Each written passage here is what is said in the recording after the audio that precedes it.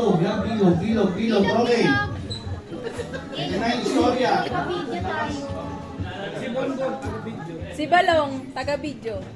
Oo nga. Okay, ito na. Balak pa video. Anong video? Ito. Diyan ka talaga, girl, ha? Ay, Layo mo, ha? goodness. Layo mo sa kanila, ha? Okay na? Ano lahat? Ay, naman kakatabi. Wait lang, wait lang. Teka muna.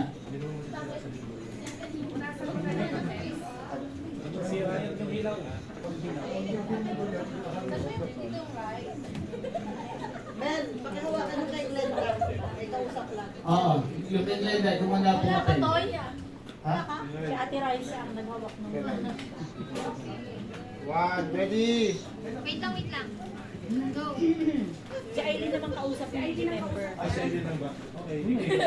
Okay. Ito na, ha? It was the end of the school year, and right then, there was only one thing left for Mrs. Wright to do with her class. It was time for the class party. There was just one problem. Mrs. Wright left all the snacks at home. Mrs. Wright called her husband, Mr. Wright, and said, I need you to come right away. I left something very important. Oh, yan, okay? Tapos na ba? Di pa.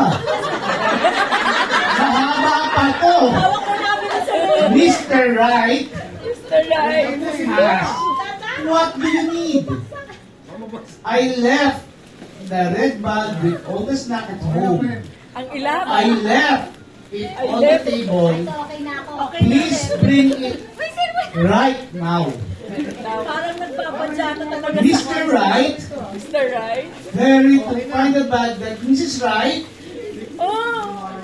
had left Ang lap. and rushed right out the door.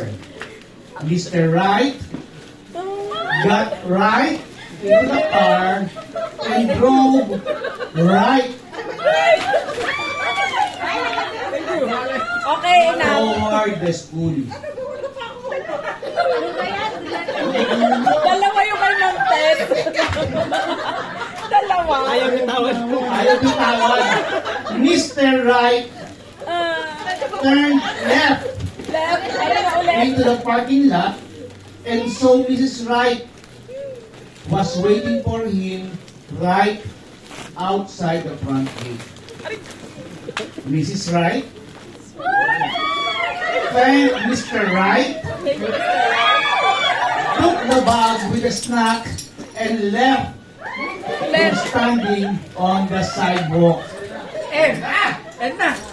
Mrs. Wright ran down the hall, turned left, past the office, and right back to her classroom.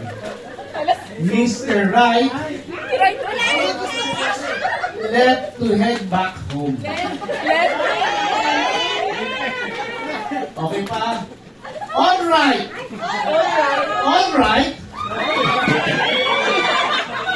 All right.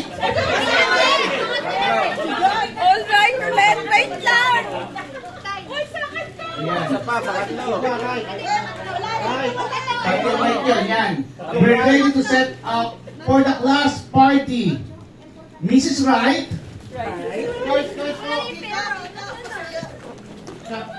Ba't kasi ang bibigat? Kailangan mo sa. yeah. Ayun na. Ano, di pa. Announced to her class, it would be right to celebrate without yummy snack. Right now, I need someone to help me set out the food. Let's make it look nice, right? Mrs. Wright, si Adri kasi tatatang eh. But.